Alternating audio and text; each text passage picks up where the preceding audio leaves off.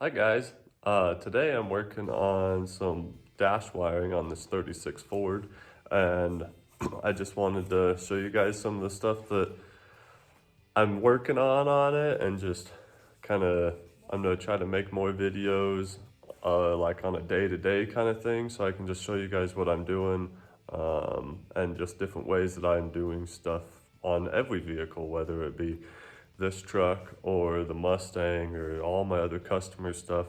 I'm gonna try to do some like how-to videos on some bodywork stuff.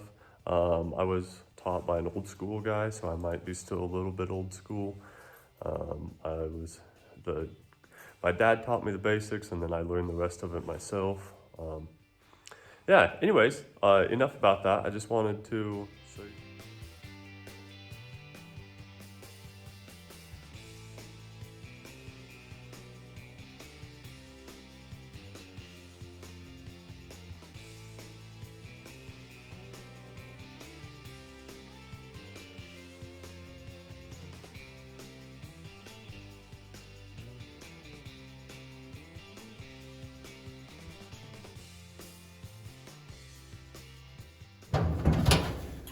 All right, so I just need to wire the gauges up.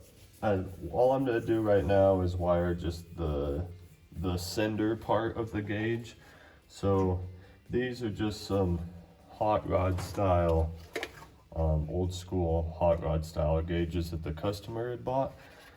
So these particular gauges, you have hot and ground for the light itself, the illumination light, and then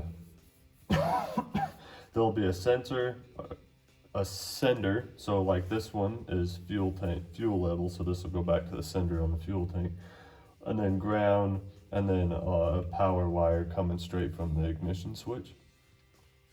So the only thing I'm gonna do right now is go ahead and wire all the sender side of every gauge. So this is volts. It won't usually have volts. Gauges usually don't have a specific sender wire. They just read whatever the ground at the power is at the ignition switch. But like water temp's gonna have a sender. Oil, oh, that's awesome. Over here dropping the brand new gauges. Pretty much everything will have a sender except for volts, just because it reads, its sender is kind of anything that has a power source. Anyways, yeah, I'm gonna get started on wiring up just the sender side of everything. So I already have the harness divided up into which section it goes. Like you can kind of see here, these are wires that I won't be using, so I may end up unpinning them back at the fuse box. I haven't decided yet, or I may leave a couple extra power supplies up inside the dash in case the customer wanted to leave something later on. And all these wires are like turn signal, headlight, windshield wipers, because this was meant for a GM steering column, but I'm going to modify it, and we're not using a GM column, so that will not be the case with these. Otherwise, these would plug right in to a mid-80s GM column. Anyways, for now, I'll probably fast forward through most of this, but we are going to wire up some gauges. Well, the sender side. Oh, and these, I'm not even sure who makes these. Tool Aid, I guess. I don't know if you guys can see that. It's called Tool Aid. These things are awesome. I've used some knockoff versions of these. They suck. They're not very good. But these things are awesome. It's a crimper. So it crimps a wire, not a crimper. It's a wire stripper. It crimps a wire here. And then when you pull the rest of the way, it pulls the shield off. I'll do an up close one. It pulls the shield off the wire here, just like so. So as far as you want to strip it back, you just stick it in there and pull away. They are fantastic. And these crimpers are by far my favorite, this style of crimper. It's a pair of dikes here, and then it has two different spots. Well, the long handle makes it super easy to crimp.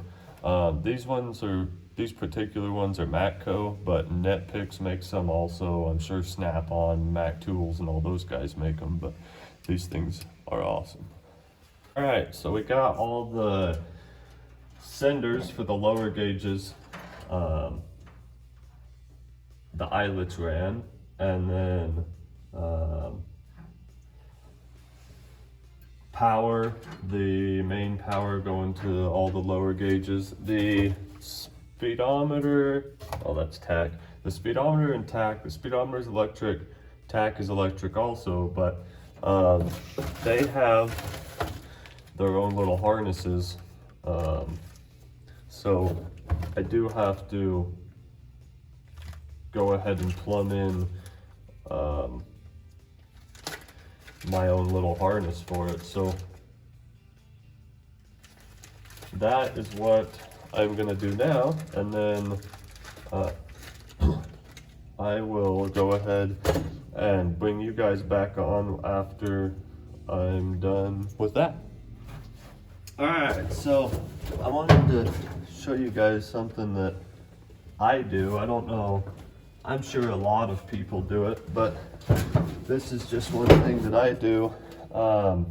So you see on the bottom, there's fuel level, water temp, oil pressure, volts.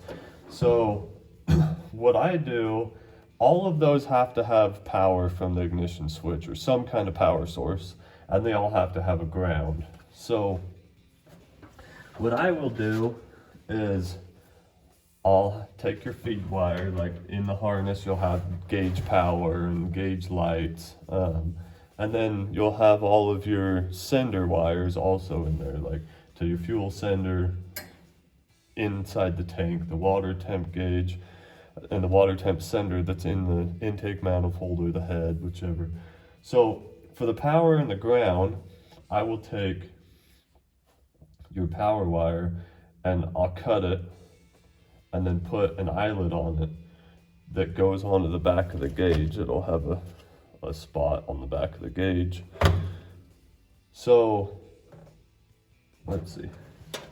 So we'll just pretend these two wires are one, and I cut it, and then I would strip the wire back and then take your eyelet, which for those of you that don't like these, I agree. I don't really like them either. I don't like the bulky plastic, ugly.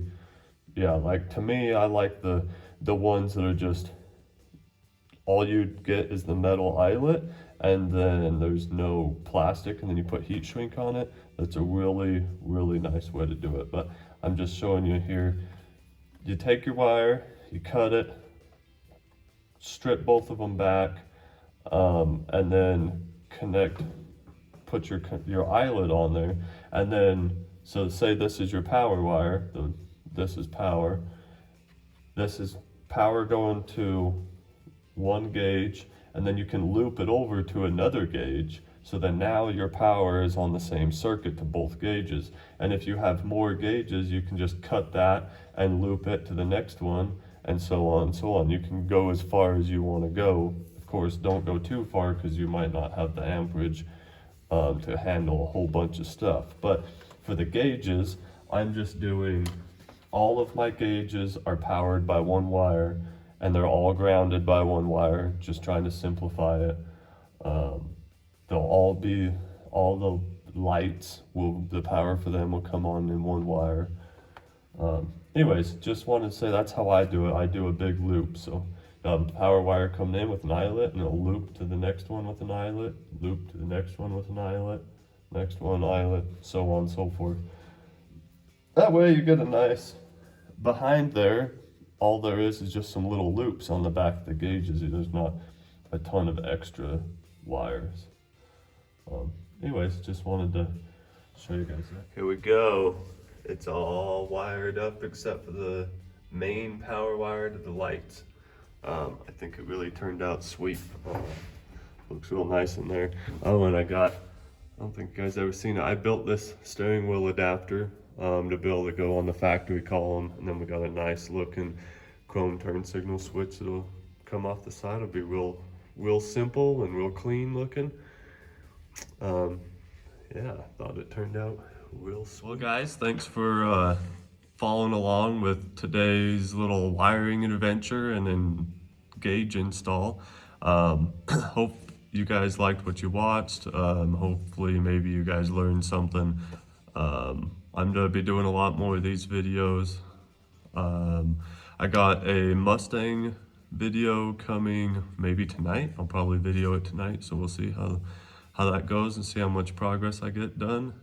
Anyways, thanks you guys for watching, and I'll see you next time.